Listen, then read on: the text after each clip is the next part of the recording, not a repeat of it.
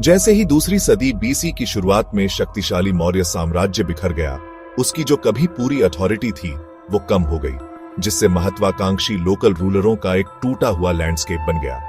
Regional गवर्नरों और सरदारों ने मौके का फायदा उठाया, खंडहरों से नए किंगडम बनाए और डेक्कन प्लेटो उभरती हुई ताकतों के लिए एक हॉटबेड बन गया। इस कैओस के बीच सातवाहन, डेक्कन में जड़ें जमाए हुए एक देसी राजवंश, धीरे धीरे ऊपर उठे, लोकल सरदारों से सॉवरेन रूलरों में बदल गए। उनका उदय धीरे धीरे हुआ, जिसमें रणनीतिक कंसोलिडेशन और अवसर की एक गहरी समझ थी, क्योंकि मौर्य कंट्रोल ढह गया था। सातवाहनों ने पॉलिटिकल सेंटर को गंगा के मैदानों से डेक्कन में शिफ्ट कर दिया, एक स्थिर किंगडम बनाया जो सदियों तक चलेगा।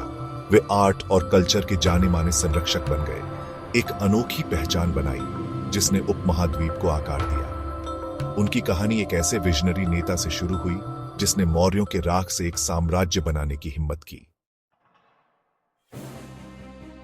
सिमुका, सातवाहन राजवंश के फाउंडर, डेक्कन के पॉलिटिकल अपहीवल के दौरान एक फॉर्मिडेबल नेता के रूप में उभरे। मौर्यों और कण्वों द्वारा छोड़े गए पावर वैक्यूम को पहचानते हुए सिमुका ने लोकल ट्राइब्स को एकजुट किया और आखिरी कण्व शासक सुशर्मन को उखाड़ फेंका। अपनी राजधानी प्रतिष्ठान आधुनिक पैटर्न में स्थापित करते हुए उन्होंने डेक्कन में एक नए युग की नींव रखी। सिमुका के शासनकाल में टेरिटरी का विस्तार करने और गठबंधन बनाने पर फोकस किया गया, जिससे एक रीजनल मूवमेंट एक स्थायी किंगडम में बदल गया।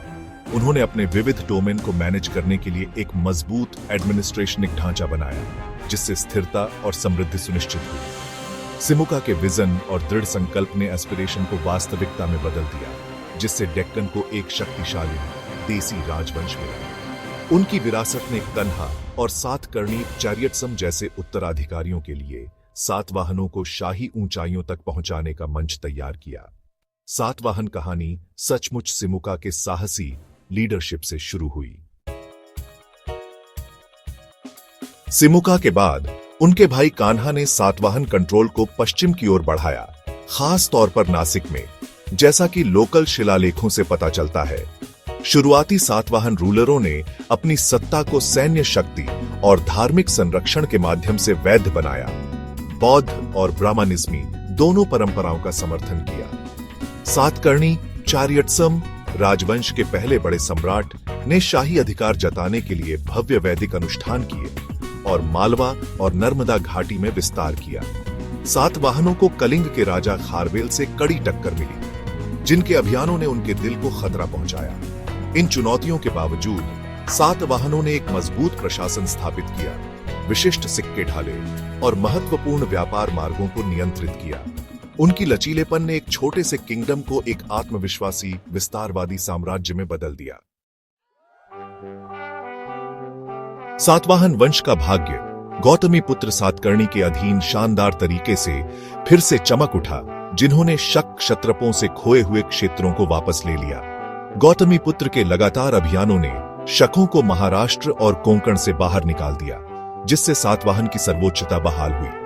उनकी जीत का प्रतीक शक सिक्कों को उनके अपने नाम से फिर से ढालना था, विजय की एक साहसिक डिक्लेरेशन। उनकी मां द्वारा कमीशन की गई नासिक प्रशस्ति ने उन्हें एक बेजोड़ योद्धा और व्यवस्था बहाल करने वाले के रूप में अमर कर दिया। गौतमी पुत्र के शासनकाल ने सातवाहन के स्वर्ण युग को चिह्नित किया। उनके साम्राज्य को कृष्णा नदी से मालवा और सौराष्ट्र तक फैला दिया। वह एक विजेता के साथ साथ पारंपरिक सामाजिक व्यवस्था के चैंपियन भी थे, जिन्होंने राजवंश को अपनी सबसे बड़ी ऊंचाइयों तक पहुंचाया। गौतमी पुत्र सातकर्णी के शासनकाल ने सातवाहन शक्ति के चरम को चिह्नित किया, जिसमें साम्राज्य तट से तट तक फैला हुआ था। उनकी मिलिटरी मशीन, पैदल सेना, घुड़सवार सेना, हाथी और चैरियट्स अतुलनीय थी और उन्होंने रणनीतिक रूप से महत्वपूर्ण पश्चिमी बंदरगाहों पर कब्जा कर लिया, जिससे रोम के साथ व्यापार के माध्यम से समृद्धि बढ़ी। उन्हें एक न्यायपूर्ण और सुलभ शासक के रूप में सराहा गया, जिन्होंने अपने विविध राज्य में वफादारी और स्थिरता को बढ़ावा दिया। गौतमी पुत्र ने धार्मिक सहिष्णुता को बढ़ावा दिया, ब्राह्मणवाद और बौद्ध धर्म दोनों का समर्थन किया, जिससे सोशल हार्मनी बनाए रखने में मदद मिली। एक पुनरुत्थानकर्ता और साम्राज्य निर्माता के रूप में उनकी विरासत ने भविष्य के किंगों के लिए एक मानक स्थापित किया। उनके लीडरशिप में सातवाहनों ने सुरक्षा, समृद्धि और संस्कृति और कला का उत्कर्ष देखा। उनका नाम पौराणिक बन गया, जिसने आने वाली पीढ़ियों को प्रेरित किया। सातवाहन स्थिरता ने व्यापार, संस्कृति और कला के स्वर्ण युग की शुरुआत की। दक्षिणा पथ और पश्चिमी बंदरगाहों को नियंत्रित करते हुए वे रोम के साथ आकर्षक व्यापार के केंद्र बन गए, जिससे डेक्कन में इमेंस वेल्थ और रोमन सिक्के आए। इस समृद्धि ने शहरी विकास को बढ़ावा दिया और एक वाइब्रेंट मर्चेंट क्लास को सशक्त बनाया। सातवाहन ब्राह्मणवाद और बौद्ध धर्म दोनों के संरक्षक थे, धार्मिक बहुलवाद को बढ़ावा देते थे और अजंता, एलोरा, नासिक और कार्ले में शानदार रॉक कट गुफाओं के निर्माण का समर्थन करते थे। उनके युग में इमॉर्टलाइज्ड आवती कला विद्यालय का उदय हुआ, जो अपनी गतिशील मूर्तियों और नैरेटिव रिलीफ्स के लिए जाना जाता है।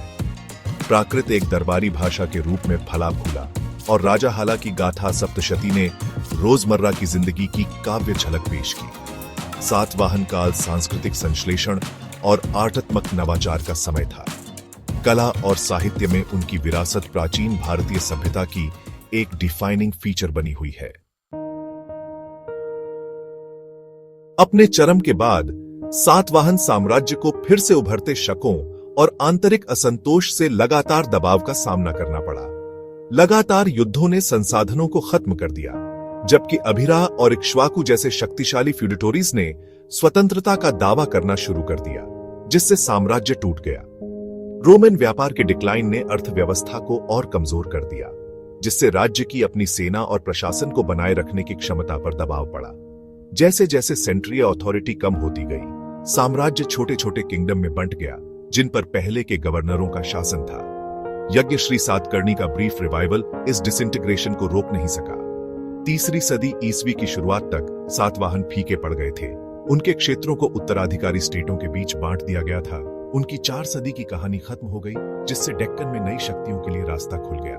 सातवाहनों का पतन भारतीय इतिहास में एक रिमार्केबल युग के अंत का प्रतीक था। सातवाहनों की विरासत डेक्कन के पॉलिटिकल, इकोनॉमिक और कल्चरल ताने बाने में आज भी कायम है। उन्होंने एक स्थिर साम्राज्य बनाया, जिसने उत्तर और दक्षिण को जोड़ा, विदेशी आक्रमणों को रोका और व्यापार के माध्यम से समृद्धि को बढ़ावा दिया। उनके एडमिनिस्ट्रेशनिक मॉडल ने उत्तराधिकारी स्टेटों को प्रभावित किया, जबकि उनके सिक्के एक अत्यधिक मोनेटाइज्ड और ऑर्गेनाइज्ड अर्थव्यवस्था को दर्शाते हैं। कला, वास्तुकला और धार्मिक सहिष्णुता के संरक्षक के रूप में उन्होंने कार्ले गुफाओं और इमॉर्टलाइज्ड आवती मूर्तियों जैसी उत्कृष्ट कृतियों को पीछे छोड़ा। प्राकृत साहित्य के लिए उनके समर्थन ने भारत की साहित्यिक विरासत को समृद्ध किया। सातवाहनों ने विविध सांस्कृतिक तत्वों को संश्लेषित किया, एक वाइब्रेंट सभ्यता का निर्माण किया, जिसने सदियों तक इस क्षेत्र को आकार दिया। भले ही उनका साम्राज्य फीका पड़ गया, उनका स्वर्ण युग डेक्कन की ऐतिहासिक पहचान को प्रेरित और परिभाषित करता रहता है।